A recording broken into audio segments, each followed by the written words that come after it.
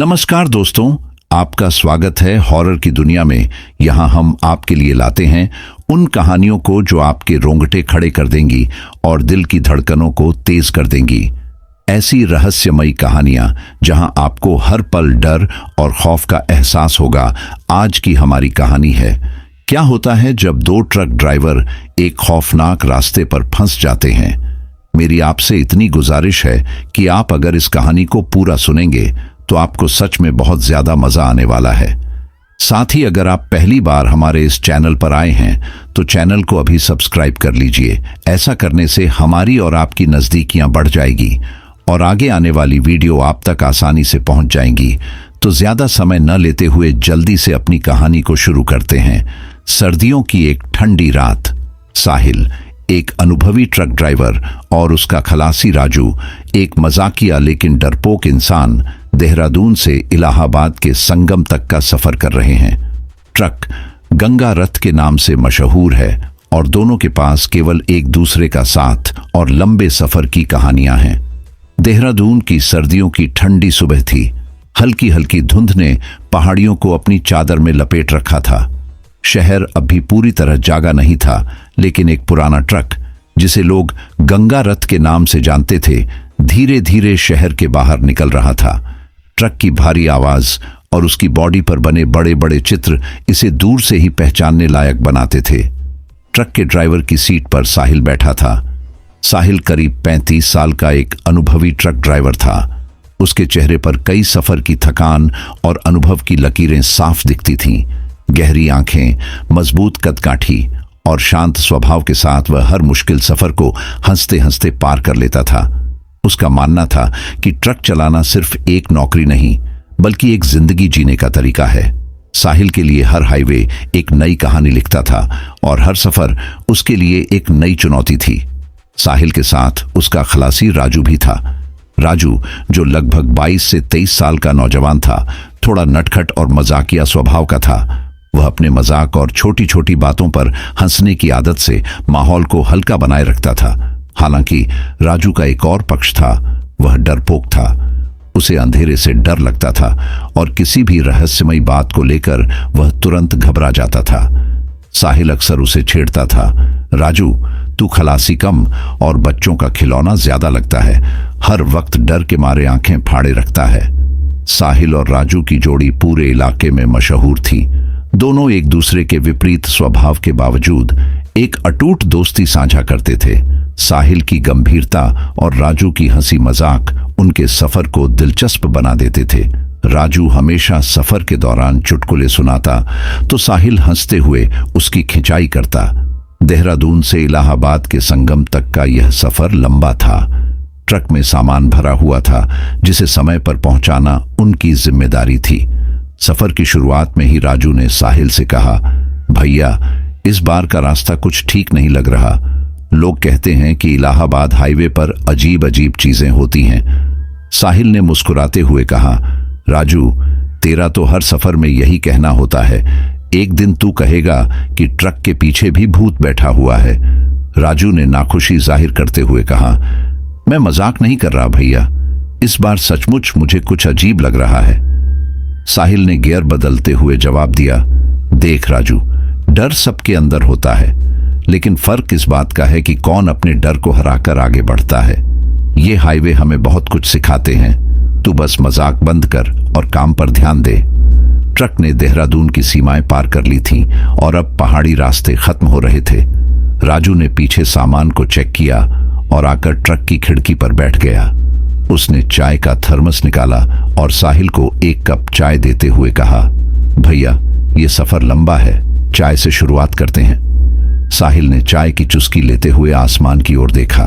सूरज की पहली किरणें धीरे धीरे धुंध को छांट रही थीं, लेकिन साहिल के मन में एक अनजाना सा एहसास था, शायद यह सफर पहले जितना आसान नहीं होने वाला था। राजू ने रेडियो चालू कर दिया और गाड़ी एक लय में हाईवे पर दौड़ने लगी। साहिल और राजू की यह यात्रा एक सामान्य सफर की तरह शुरू हुई थी, लेकिन उन्हें यह पता नहीं था कि आगे के रास्ते में जो मोड़ आने वाले हैं वे उनकी जिंदगी को हमेशा के लिए बदल देंगे। सूरज ढल चुका था। आसमान धीरे धीरे गहरा नीला हो रहा था और रात के साए धरती पर उतरने लगे थे। साहिल और राजू का ट्रक अब एक सुनसान हाईवे पर दौड़ रहा था। ये इलाहाबाद संगम की ओर जाने वाला रास्ता था, जो अक्सर दिन के समय भी सुनसान रहता था।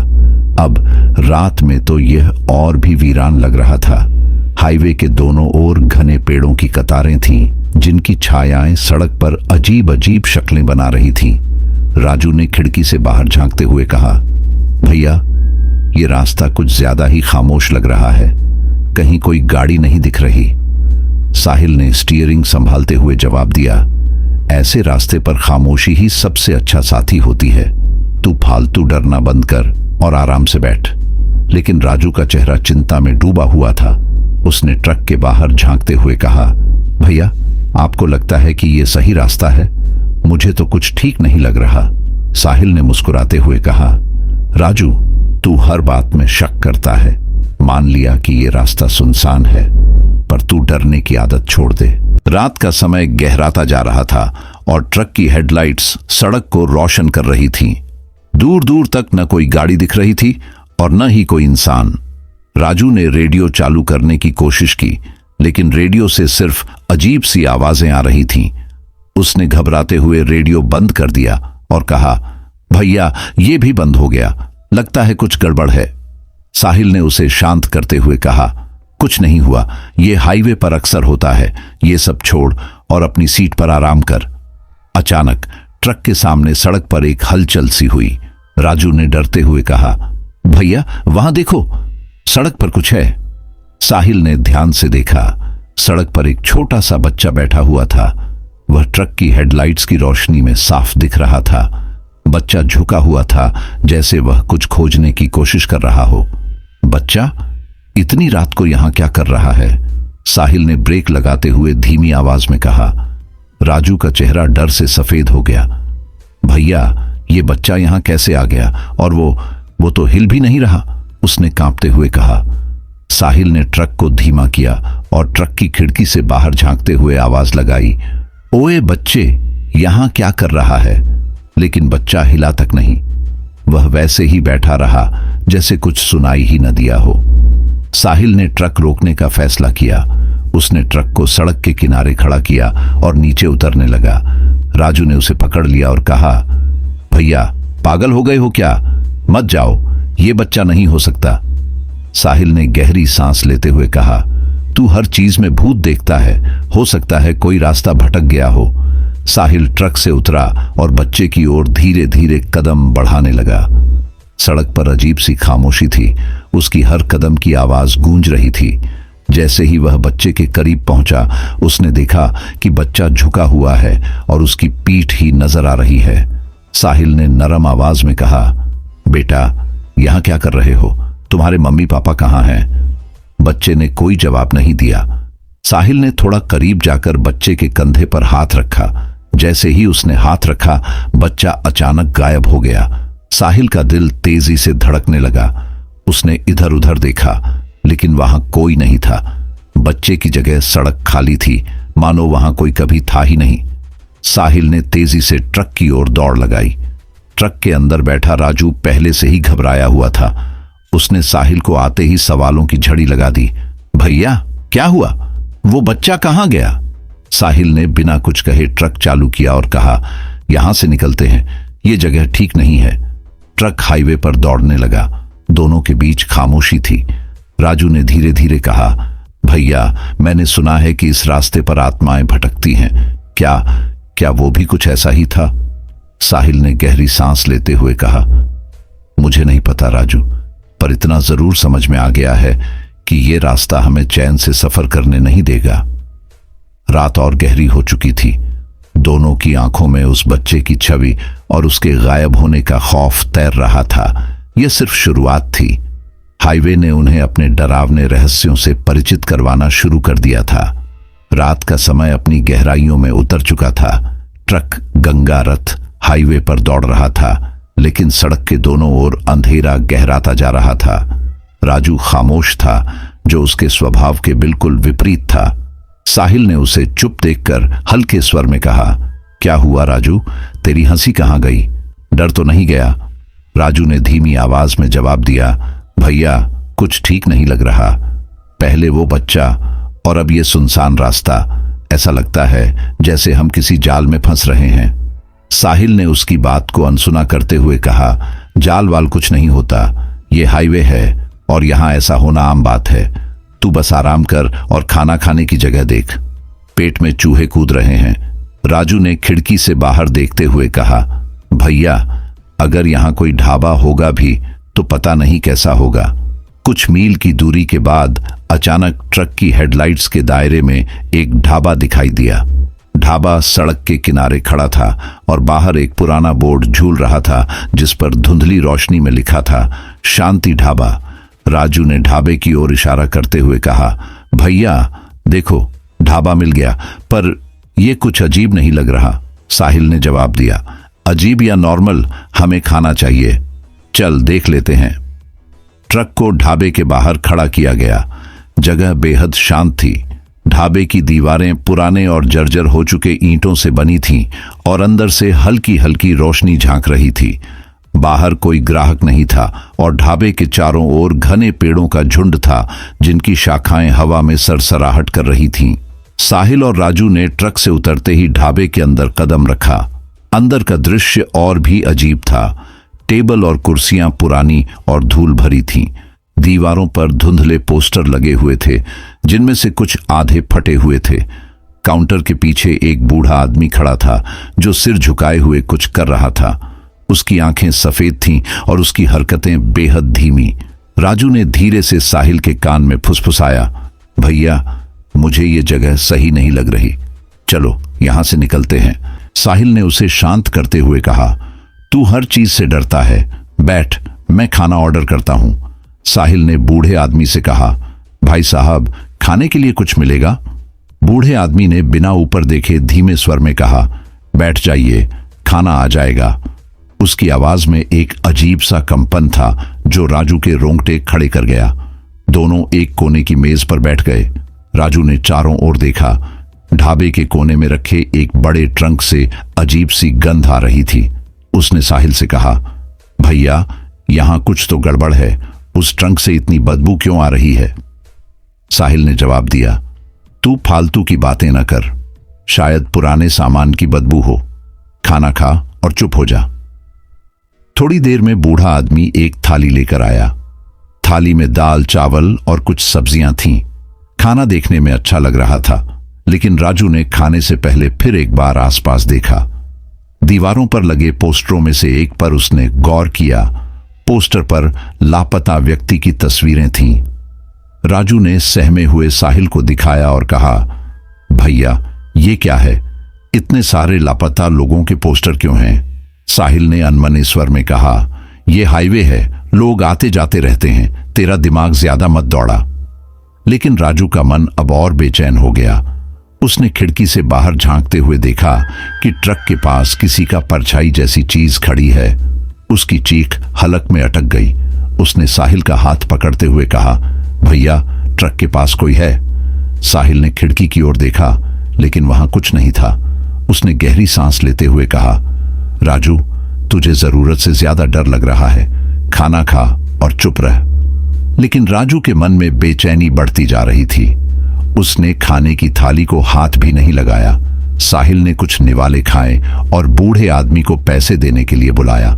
जैसे ही साहिल पैसे देकर मुड़ा, बूढ़े आदमी ने एक अजीब सी मुस्कान के साथ कहा, रास्ता लंबा है और अंधेरा गहरा, संभल कर जाना।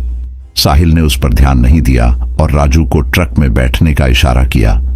लेकिन जैसे ही दोनों ट्रक के पास पहुंचे, उन्हें ऐसा महसूस हुआ जैसे उनके पीछे कोई खड़ा हो। राजू ने डरते हुए साहिल का हाथ पकड़ लिया और कहा, भैया, मुझे सच में कुछ गलत लग रहा है, यहां से जल्दी निकलो। साहिल ने ट्रक स्टार्ट किया, लेकिन जब उसने रियर व्यू मिरर में देखा तो ढाबे की खिड़की पर वही बूढ़ा आदमी खड़ा था। उसकी आंखें सीधे ट्रक की ओर देख रही थीं। साहिल ने ट्रक को तेजी से दौड़ा दिया और दोनों के बीच खामोशी छा गई। ढाबा पीछे छूट चुका था, लेकिन दोनों के दिलों में एक अजीब डर बैठ गया था। वह डर सिर्फ ढाबे के माहौल का नहीं था, बल्कि उस खौफनाक सन्नाटे और बूढ़े आदमी की अजीब हरकतों का था। हाईवे के इस सफर ने एक रहस्यमय मोड़ ले लिया था और यह सिर्फ शुरुआत थी। ट्रक गंगा रथ रात के अंधेरे को चीरते हुए हाईवे पर दौड़ रहा था। हवा में ठंडक बढ़ गई थी और दोनों तरफ के पेड़ों की लंबी लंबी परछाइयां सड़क पर अजीब आकृतियां बना रही थीं। ट्रक के केबिन में साहिल और राजू एक खामोशी भरे तनाव के साथ बैठे थे। राजू अब तक डरा हुआ था और उसकी नजरें लगातार ट्रक की खिड़की के बाहर भटक रही थीं। साहिल ने माहौल को हल्का करने के लिए कहा, राजू, अब तक तेरा डर खत्म नहीं हुआ। ढाबे की बात भूल जा, बस थोड़ा और चलना है, फिर सुबह हो जाएगी। राजू ने गहरी सांस लेते हुए कहा, भैया, मुझे ये सब मजाक नहीं लग रहा। उस बूढ़े की बातों में कुछ तो अजीब था और वो खिड़की से जिस तरह देख रहा था, ऐसा लग रहा था जैसे वो हमें जाने नहीं देना चाहता। साहिल ने मुस्कुराते हुए कहा, अरे तू फालतू की बातें करता है। हाईवे पर ऐसे कई अजीब लोग मिलते हैं, उनके बारे में ज्यादा सोचने की जरूरत नहीं। लेकिन राजू का डर बढ़ता जा रहा था। उसने कहा, भैया, मुझे सच में इस रास्ते से अच्छा नहीं लग रहा, आप ध्यान से गाड़ी चलाना। साहिल ने उसकी बात का जवाब दिए बिना स्टीयरिंग पर ध्यान केंद्रित किया। ट्रक की हेडलाइट्स सड़क को रोशन कर रही थीं, लेकिन सड़क पर अब भी वीरानी छाई हुई थी। कुछ दूर जाने के बाद ट्रक के सामने अचानक एक परछाई दिखाई दी। राजू ने खिड़की से बाहर झांकते हुए घबराकर कहा, भैया, आगे देखो, कोई खड़ा है। साहिल ने तेजी से ब्रेक लगाई और ट्रक रुकते ही दोनों का ध्यान सड़क पर गया। वहां सड़क के बीचों बीच एक औरत खड़ी थी। वह सफेद साड़ी पहने हुए थी और उसके लंबे काले बाल उसके चेहरे को ढके हुए थे। वह सड़क पर बिल्कुल स्थिर खड़ी थी, जैसे उसे गाड़ी की परवाह ही न हो। साहिल ने खिड़की से झांकते हुए कहा, मैडम, यहां क्या कर रही हो?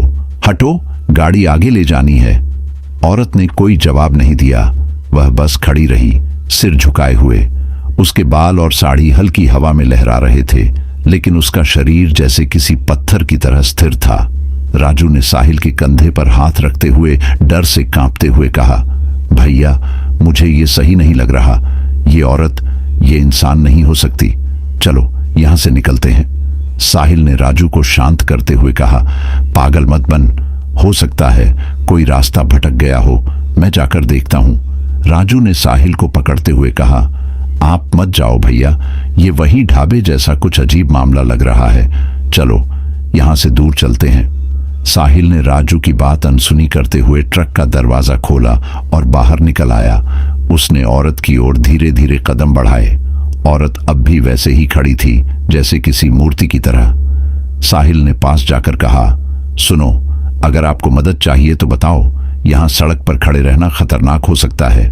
जवाब में औरत ने अपना सिर धीरे धीरे ऊपर उठाया। उसके चेहरे पर एक अजीब सा सफेदी लिए हुआ चमकता हुआ निशान था और उसकी आंखें लाल थीं। साहिल के रोंगटे खड़े हो गए।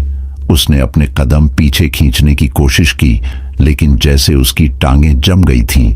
राजू ट्रक के अंदर से ये सब देख रहा था। उसने खिड़की से चिल्लाते हुए कहा, भैया, वापस आओ, वो कुछ सही नहीं है। और तभी औरत ने अपनी आंखें साहिल की ओर घुमाई और एक अजीब खौफनाक आवाज में हंसने लगी। उसकी हंसी इतनी तेज और डरावनी थी कि राजू का दिल तेजी से धड़कने लगा। औरत ने अचानक अपना सिर पीछे झटका और हवा में गायब हो गई। साहिल हक्का बक्का खड़ा रह गया।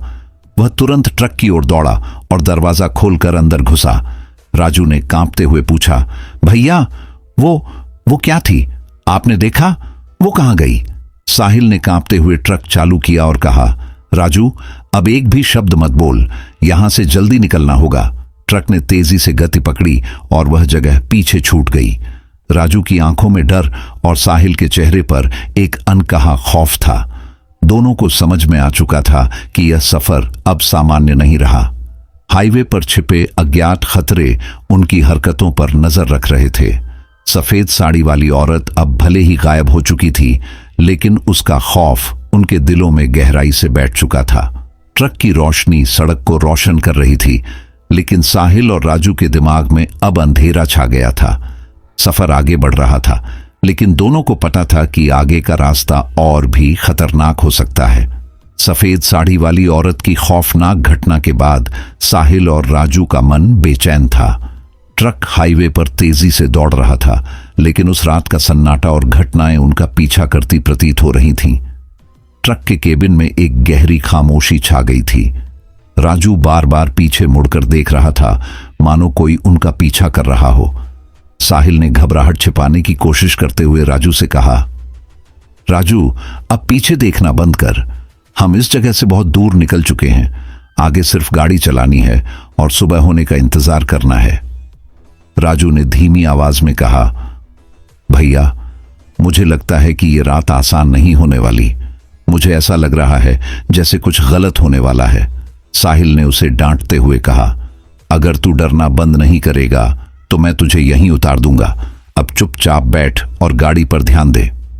ट्रक सुनसान हाईवे पर लगभग 80 की रफ्तार से दौड़ रहा था। हवा और तेज हो चुकी थी और ट्रक के ऊपर लगे तिरपाल की आवाजें केबिन में गूंज रही थीं। अचानक ट्रक से एक अजीब सी आवाज आई, एक धड़ाम जैसी।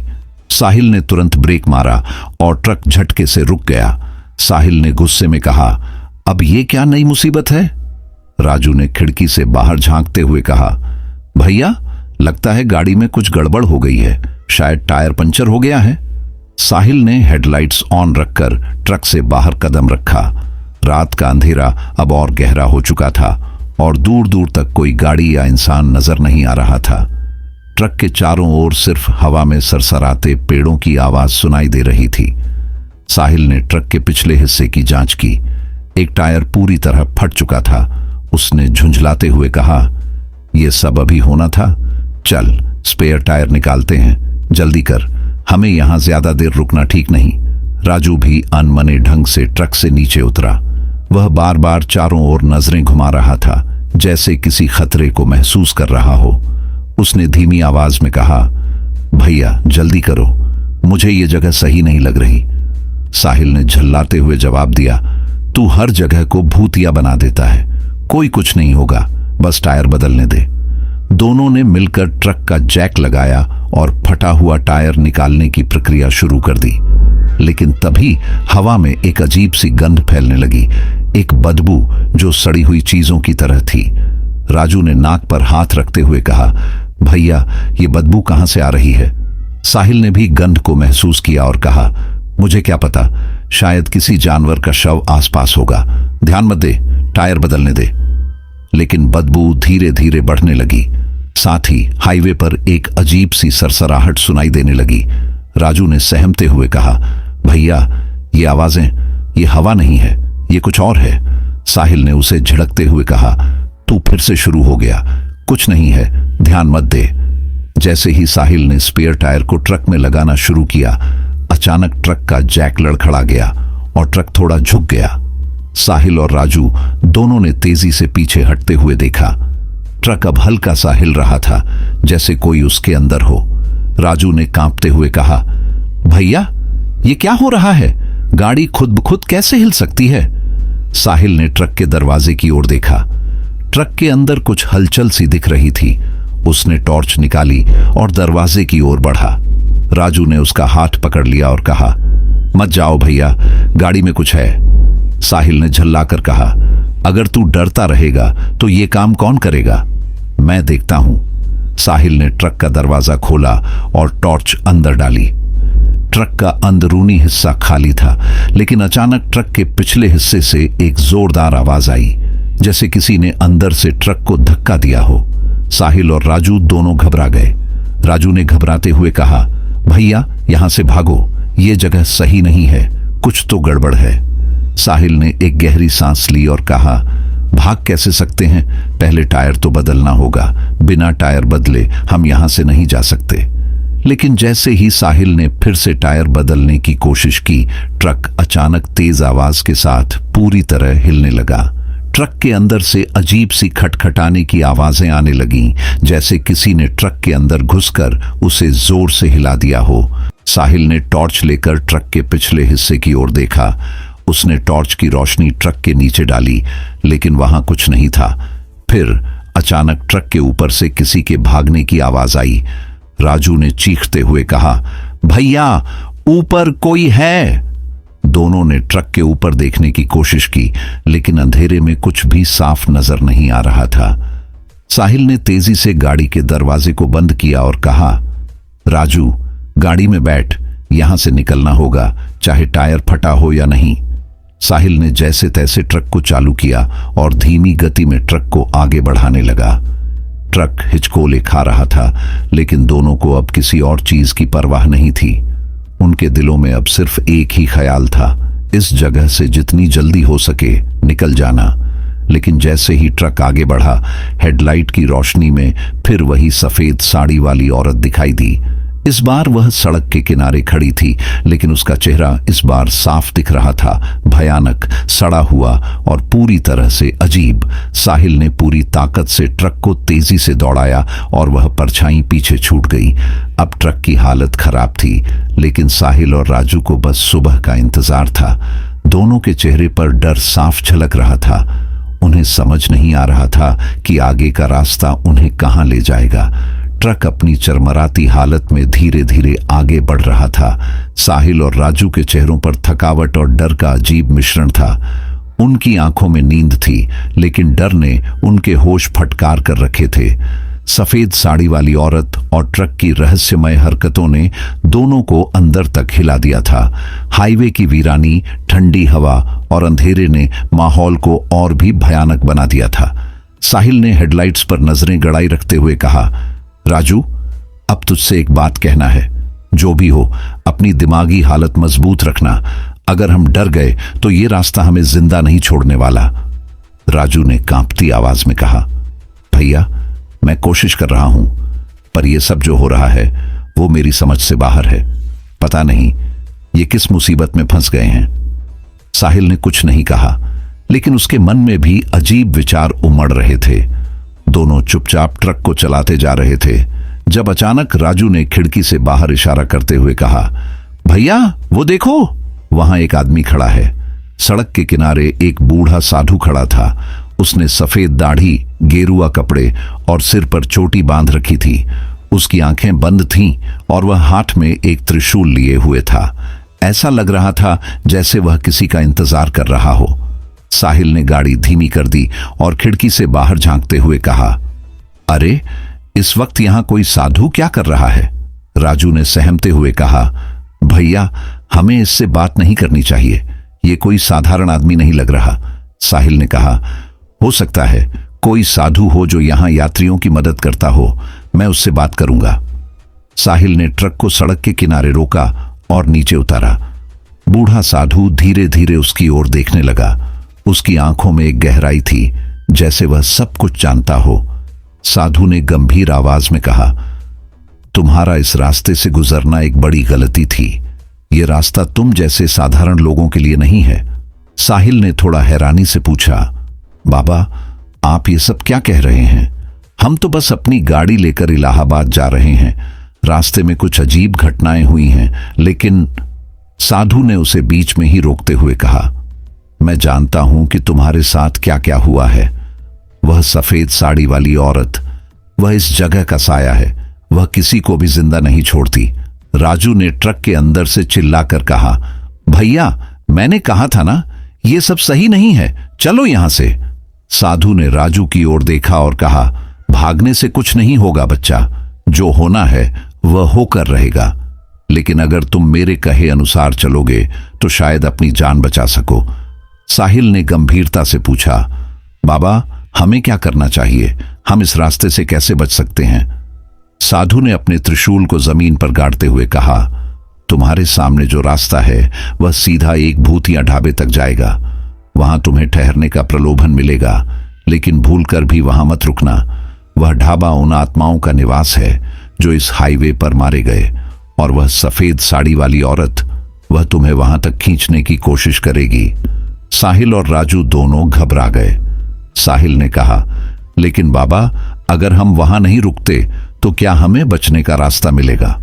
साधु ने सिर हिलाते हुए कहा, रास्ता हमेशा मिलता है, लेकिन यह तुम पर निर्भर करता है कि तुम उसे पहचान पाओ या नहीं। अपनी गाड़ी को किसी भी हाल में ढाबे के पास मत रोकना और अगर तुम्हें सफेद साड़ी वाली औरत फिर से दिखे तो उसकी आंखों में मत देखना। साहिल ने गहरी सांस लेते हुए कहा, ठीक है बाबा, हम आपकी बात मानेंगे।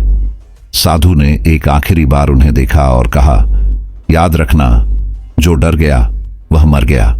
साहस और विश्वास ही तुम्हारी ताकत है। अब जाओ और रास्ता मत भटकना।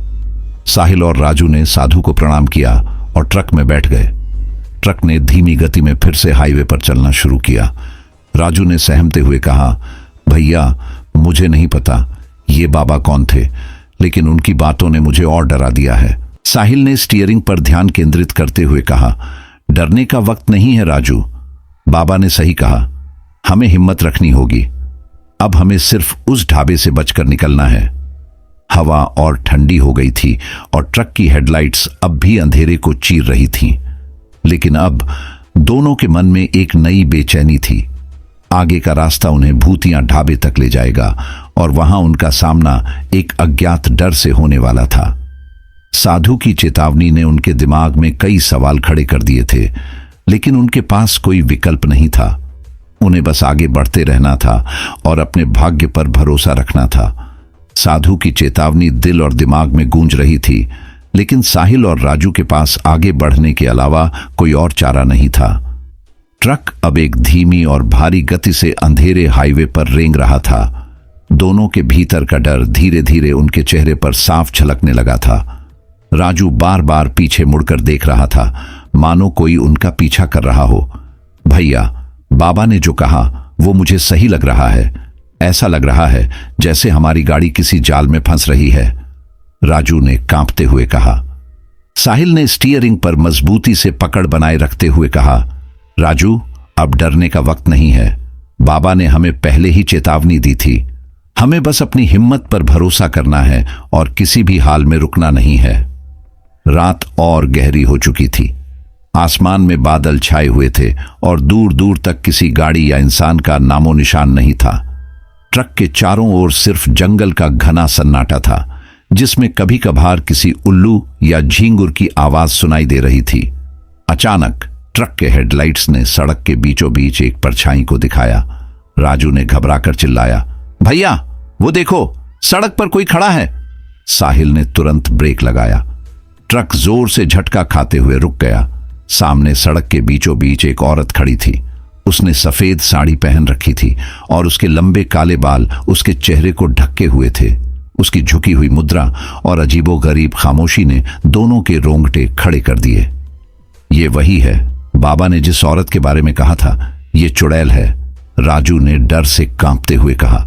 साहिल ने गहरी सांस लेते हुए कहा, हाँ ये वही होगी, लेकिन याद रख, हमें इसकी आंखों में नहीं देखना है और गाड़ी को आगे बढ़ाना है।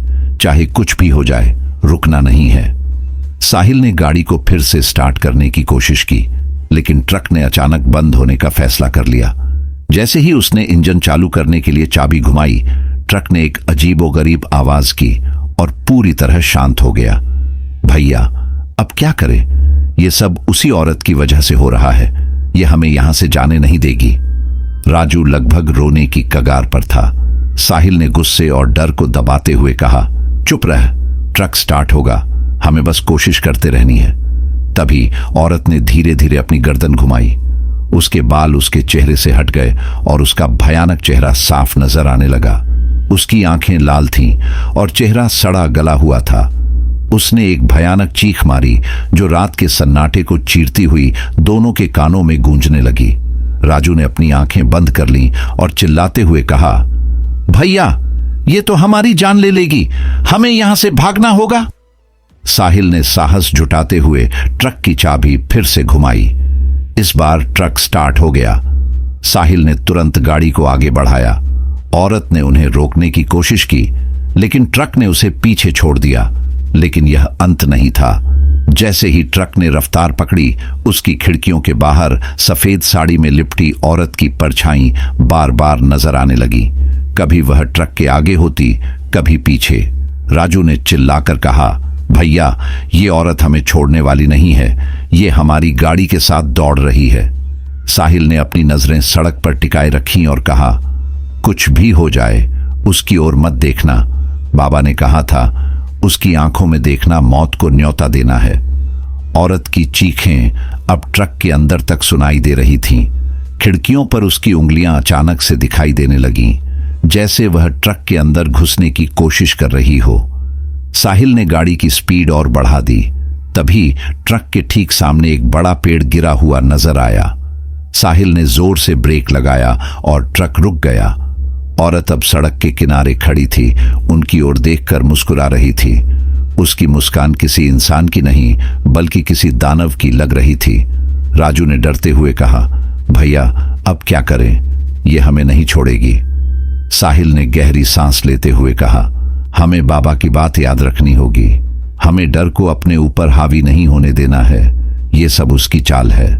साहिल ने एक बार फिर ट्रक को स्टार्ट किया और पेड़ के एक तरफ से गाड़ी निकालने की कोशिश की। औरत अब धीरे धीरे ट्रक के पास आ रही थी। उसकी चाल अजीब थी, मानो वह हवा में तैर रही हो।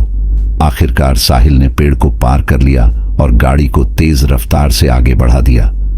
औरत की परछाई धीरे धीरे गायब हो गई, लेकिन दोनों के दिलों में उसका खौफ हमेशा के लिए दर्ज हो गया। साहिल ने राजू से कहा, अब हमें सिर्फ एक ही काम करना है, ढाबे के पास न रुकना। राजू ने सिर हिलाते हुए कहा, भैया अगर हम आज की रात जिंदा बच गए तो ये हमारी जिंदगी का सबसे बड़ा चमत्कार होगा। ट्रक एक बार फिर हाईवे पर दौड़ रहा था, लेकिन दोनों को पता था कि असली खतरा अब भी बाकी है। साहिल और राजू के दिलों में अभी भी सफेद साड़ी वाली औरत का खौफ था, लेकिन वे जानते थे कि अब उन्हें उस भूतिया ढाबे से बचकर निकलना है। ट्रक की हेडलाइट्स ने अब और भी ज्यादा अंधेरे को चीरना शुरू कर दिया था। रात का सन्नाटा और भी गहरा हो गया था। हाईवे पर चुप्पी और वीरानी का माहौल बना हुआ था, जैसे समय खुद भी ठहर गया हो। साहिल और राजू दोनों एक दूसरे से ज्यादा कुछ नहीं कह रहे थे, बस आगे की राह देख रहे थे, लेकिन दोनों की सांसें तेज हो गई थीं। राजू ने कभी साहिल की ओर देखा तो कभी खिड़की से बाहर। भैया मुझे लगता है हम अब भी उस चुड़ैल के साए में हैं। लगता है वो हमें किसी जाल में फंसा रही है। राजू की आवाज कांप रही थी। उसके चेहरे पर डर और थकावट के निशान साफ थे। साहिल ने गहरी सांस ली और ट्रक की गति थोड़ी तेज कर दी। राजू हमें डरने की जरूरत नहीं है। बाबा की चेतावनी और उस औरत का रूप अब हमारी नजरों से ओझल हो चुका है, लेकिन फिर भी हमें किसी भी हाल में ढाबे के पास नहीं रुकना है। उनकी बातचीत खत्म भी नहीं हुई थी कि अचानक ट्रक के अंदर एक अजीब सी गूंज सुनाई दी। जैसे ही ट्रक के इंजन की आवाज कम हुई, एक और अजीब सी आवाज आई जिसे पहले कभी नहीं सुना गया था, जैसे किसी ने ट्रक के नीचे किसी बड़ी चीज को खींच लिया हो। साहिल ने घबराकर ट्रक की गति और बढ़ाई, लेकिन वह आवाज लगातार बढ़ती जा रही थी। राजू ने डरते हुए कहा, भैया ये क्या हो रहा है, ये आवाज लगातार बढ़ रही है। साहिल ने स्टीयरिंग पर जोर से हाथ मारा और कहा, शायद ये बस हाईवे का कोई नॉर्मल साउंड हो। तू चिंता मत कर, हम अगले कुछ किलोमीटर तक रुकने नहीं वाले। लेकिन तभी अचानक ट्रक का गियर झटके से बदल गया और गाड़ी एक खतरनाक मोड़ पर मुड़ गई। ट्रक को नियंत्रित करना मुश्किल हो गया था। साहिल ने फौरन ब्रेक लगाए, लेकिन ट्रक का नियंत्रण अभी भी उसके हाथ में नहीं था। वह असमंजस में था और राजू घबराए हुए इधर उधर देख रहा था। इतनी देर में ट्रक पूरी तरह से रुक गया। अब चारों ओर घना अंधेरा था और ट्रक के बाहर एक भी हलचल नहीं थी। चारों ओर सन्नाटा छा गया था, मानो समय ने अपना रुख मोड़ लिया हो। तभी सामने की खिड़की से एक हल्की सी रोशनी दिखने लगी। ये रोशनी किसी मोमबत्ती या दीपक की सी थी, जो बहुत दूर से झलक रही थी। यह रोशनी धीरे धीरे बढ़ने लगी। राजू ने कहा, भैया क्या वो ढाबा है? साहिल ने खिड़की से बाहर देखा और सिर हिलाते हुए कहा, लगता है वही ढाबा है। हमें यहां रुकना नहीं चाहिए। लेकिन जैसे ही उन्होंने गाड़ी से बाहर निकलने का इरादा किया, ट्रक का दरवाजा अपने आप खुल गया।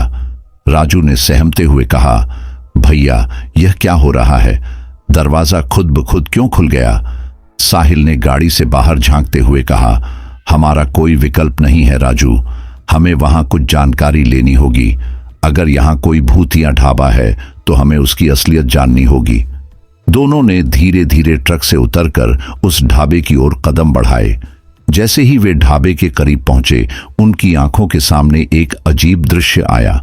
ढाबे के पास एक पुराना घड़ा रखा था और उसके पास कई पुराने बर्तन फैले हुए थे। ढाबे का आंगन भी सुना था, जैसे कोई वहां पर था ही नहीं। फिर भी किसी दूर से रोटियों और तंदूरी की खुशबू आ रही थी। राजू ने डरते हुए कहा, भैया, मुझे नहीं लगता हमें यहां रुकना चाहिए। साहिल ने उसकी ओर देखकर कहा, कभी नहीं सोचो कि डरने से कुछ बदल सकता है। हम सिर्फ जानकारी लेने आए हैं। जैसे ही दोनों ढाबे के दरवाजे तक पहुंचे, अंदर से एक आवाज आई, आओ, अंदर आओ। यह आवाज धीरे धीरे खींचती हुई अजीब और रहस्यमयी लग रही थी। राजू ने देखा कि भीतर एक महिला खड़ी थी। उसने सफेद साड़ी पहन रखी थी और उसकी आंखों में एक गहरी अंधेरी झलक थी। उसके चेहरे पर एक खौफनाक मुस्कान थी। वह महिला धीरे धीरे उनकी ओर बढ़ी और कहा, तुम दोनों लंबे समय से यहां रुके हो और अब तक तुमने कुछ नहीं खाया। आओ, खाना खाओ, फिर हम तुम्हारा रास्ता साफ करेंगे। राजू ने कांपते हुए कहा, नहीं, हम नहीं रुक सकते। साहिल ने राजू को चुप कराया और कहा, राजू, हमें यहां रुकना होगा। ये औरत हमें समझने के लिए कुछ कहने वाली है। साहिल ने महिला से पूछा, तुम कौन हो और ये ढाबा इतना अजीब क्यों है? महिला हंसी और उसकी हंसी में एक गहरा दर्द था। उसने धीरे से कहा, मैं वही हूं जो इस रास्ते के हर यात्री का इंतजार करती हूं। जो इस ढाबे पर रुकता है वह अब कभी लौट नहीं पाता। तुम जैसे ही मेरे बनाए खेल में फंस चुके हो, अब तुम्हारा वापसी का रास्ता बंद हो चुका है। साहिल और राजू की आंखों में अब डर की गहरी लकीरें थीं, क्योंकि अब उन्होंने महसूस किया कि यह ढाबा कोई साधारण ढाबा नहीं था, बल्कि यह एक ऐसी जगह थी जहां हर यात्री को एक भूतिया खेल में फंसाकर उनकी आत्माओं को निगल लिया जाता था। साहिल और राजू दोनों का दिल तेजी से धड़क रहा था, जैसे वे किसी खौफनाक जाल में फंस चुके थे। ढाबे की महिला ने अपनी घनी मुस्कान के साथ उन्हें देखा और उसका चेहरा धीरे धीरे धुंधला हो गया। उसकी आंखों में एक रहस्यमय और अंधेरी गहराई थी, जैसे उसमें कोई अदृश्य ताकत समाई हुई हो। वह बिना किसी हड़बड़ी के धीरे धीरे उन दोनों की ओर बढ़ी। साहिल और राजू दोनों अपने कदम पीछे खींचने का प्रयास कर रहे थे, लेकिन जैसे ही उन्होंने पीछे हटने की कोशिश की, अंधेरे ने उन्हें घेर लिया। साहिल ने फुसफुसाते हुए कहा, राजू, हमें कोई न कोई रास्ता निकालना होगा, नहीं तो हम इस ढाबे के शिकार बन जाएंगे। राजू की आवाज कांपते हुए गूंज रही थी, भैया, हमें कोई रास्ता नहीं नजर आ रहा। वह हमें पकड़ ही लेंगी, फिर कभी वापस नहीं आ पाएंगे। साहिल ने अपनी घबराहट को काबू करते हुए गहरी सांस ली और फिर चुपचाप राजू की ओर देखा। उसने खुद को संभालते हुए कहा, राजू, याद रख, जो हमसे डर गए वह कभी जीत नहीं सकते। इस समय हमें डर को हराकर अपना दिमाग तेज रखना होगा। हमें यहां से निकलने का रास्ता ढूंढना है और मैं जानता हूं कि इसका एक तरीका होगा। साहिल ने ध्यान से उस महिला को देखा और अचानक उसे एक विचार आया, राजू, अगर यह जगह किसी बुरी ताकत से प्रभावित है तो इसका मतलब यह है कि यहां का कोई नियम है। हमें उसे समझना होगा और तभी हम अपनी जान बचा सकते हैं। राजू ने धीरे से कहा, तुम क्या सोच रहे हो भैया? साहिल ने इधर उधर देखा और कहा, हमारे पास एक मौका है। वह महिला हमें खा नहीं सकती अगर हम सही समय पर अपनी योजना को अमल में लाएं। साहिल ने अपनी योजना पर काम करना शुरू किया और वह जल्दी जल्दी सोचने लगा कि क्या तरीका हो सकता है जिससे वे महिला और उसकी ताकत से बच सकें।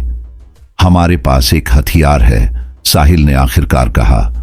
हमारे डर को पहचानने वाली ताकत को उसकी कमजोरी में बदल सकते हैं। राजू ने हैरान होकर कहा, लेकिन वह महिला तो कोई साधारण इंसान नहीं है।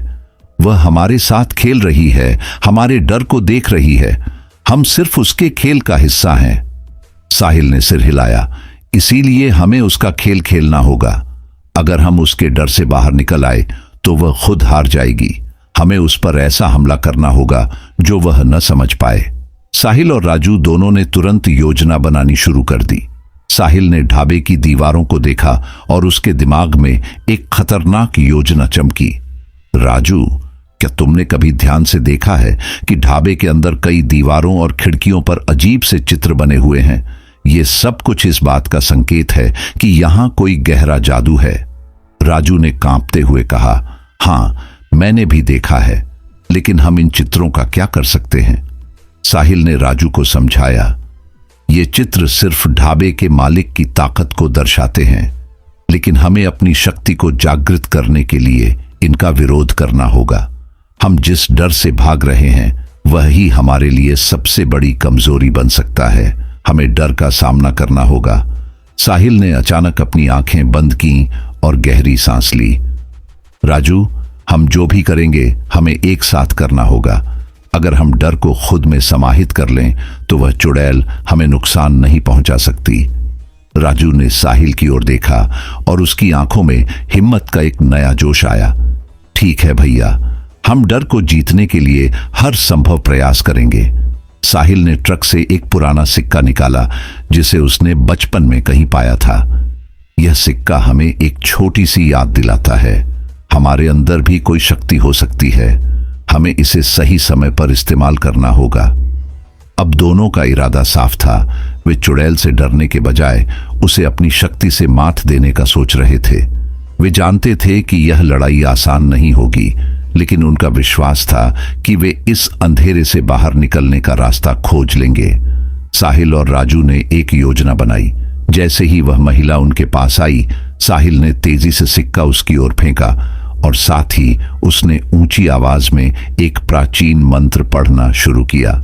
यह मंत्र उस क्षेत्र की शक्ति को चुनौती दे रहा था। राजू ने साहिल की योजना का पालन किया और ढाबे की दीवारों से लगे चित्रों को फाड़ना शुरू किया। महिला ने यह देखा और उसका चेहरा तिरछा हो गया, जैसे वह गुस्से में आ गई हो। उसकी आंखों में लाल रंग की चमक आ गई और वह चिल्लाई, तुम मेरी ताकत को नहीं समझते। लेकिन साहिल और राजू दोनों ने अपना विश्वास बनाए रखा और डर को चुनौती दी। मंत्र के प्रभाव से ढाबे की दीवारों पर बनी बुरी ताकतों का असर कम होने लगा। महिला की शक्तियां धीरे धीरे कमजोर होने लगीं और उसका चेहरा सड़ा गला और भयानक दिखाई देने लगा। महिला अब कांप रही थी और साहिल ने पूरी ताकत से कहा, यह हमारा समय है, अब हम अपनी जान बचा सकते हैं। महिला पूरी तरह से कमजोर हो गई और फिर उसने एक तेज चीख मारी, तुम दोनों जिंदा रहोगे। इसके बाद अचानक अंधेरा छंटने लगा और ढाबे की सारी बुरी शक्तियां गायब हो गईं।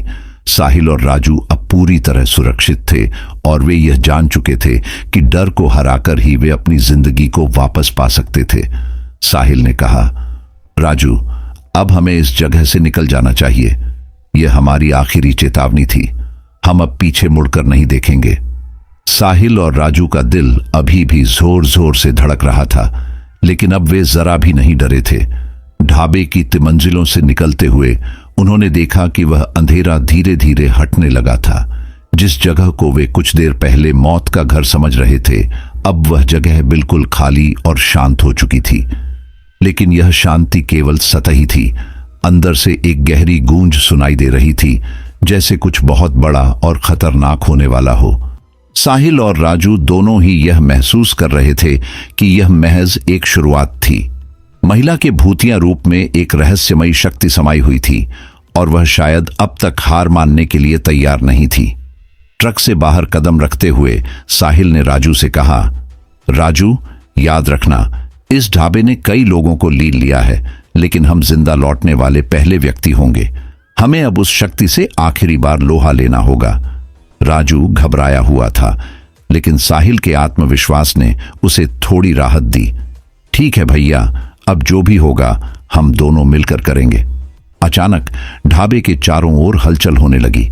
हवा तेज हो गई और अंधेरा फिर से फैलने लगा। वहीं उसी सफेद साड़ी वाली महिला का भूतिया रूप फिर से सामने आया। उसकी आंखों में खौफनाक चमक थी और वह बिल्कुल करीब आ रही थी। तुम दोनों अपनी जान नहीं बचा सकते। महिला की आवाज में गुस्सा और विद्रोह था।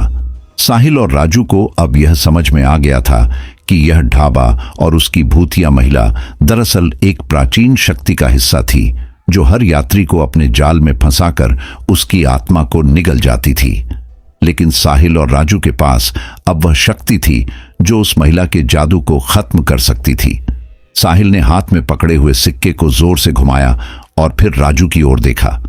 राजू, हम जिस भी रास्ते से आए हैं हमें उस रास्ते से ही वापस जाना होगा, लेकिन हम बिना डर के जाएंगे। इस बार हम इस ढाबे और उसकी ताकत को मिटा देंगे। राजू ने साहिल का हाथ थामते हुए कहा, हम साथ हैं भैया। साहिल ने सिक्के को फिर से हवा में फेंका और साथ ही वह एक प्राचीन मंत्र पढ़ने लगा जो उसके दिमाग में गहरे तक बसा हुआ था। यह मंत्र ढाबे की शक्ति को चुनौती देने वाला था और जब वह मंत्र हवा में गूंजने लगा तो महिला का चेहरा विकृत हो गया। उसकी आंखों से गहरी जलती हुई रोशनी निकलने लगी और वह चीखते हुए बोली, तुम नहीं जानते कि तुम क्या कर रहे हो। लेकिन साहिल और राजू की आंखों में अब डर का कोई नाम नहीं था। उनकी पूरी ताकत और मानसिकता उस महिला की प्राचीन शक्ति से मुकाबला करने के लिए तैयार थी। साहिल ने एक आखिरी बार मंत्र पढ़ा और सिक्के को ढाबे के भीतर फेंक दिया। सिक्का हवा में उड़ते हुए सीधे महिला की ओर बढ़ा और वह एक जोरदार आवाज के साथ उस महिला के ऊपर गिरा। महिला के शरीर में तड़पने जैसी हरकतें शुरू हो गईं और वह असहनीय दर्द में चिल्लाई, नहीं, यह कैसे हो सकता है। राजू और साहिल ने देखा और वह घबराहट में डूबे हुए थे, लेकिन अब उन्हें यकीन हो चुका था कि यह महिला और उसका जादू खत्म हो चुका था। ढाबे की दीवारों से निकलते हुए काले धुएं ने धीरे धीरे सफेद रोशनी में बदलना शुरू किया और अंधेरा हटने लगा। महिला का भूतिया रूप धुंधला होकर गायब हो गया और ढाबा अब एक साधारण और शांत स्थान में बदल गया। साहिल और राजू दोनों अब सुरक्षित थे, लेकिन वे यह जान गए थे कि यह सिर्फ एक लड़ाई की जीत थी। असली जीत डर को मात देने में थी। उन्होंने एक बार फिर अपनी जिंदगी को खतरे में डालकर एक भूतिया ताकत को चुनौती दी और उसे हराया। साहिल ने राजू की ओर देखा और मुस्कुराते हुए कहा, राजू, यह हमारी सबसे बड़ी जीत थी। राजू ने सिर हिलाया और कहा, भैया, आपने हमें दिखा दिया कि डर से बाहर निकलने का रास्ता हमेशा है। अगर हम अपना विश्वास बनाए रखें तो कोई भी शक्ति हमें हरा नहीं सकती। साहिल और राजू अब ट्रक की ओर बढ़े। उन्होंने ढाबे को एक आखिरी बार देखा और फिर ट्रक में चढ़कर रास्ते पर चल पड़े।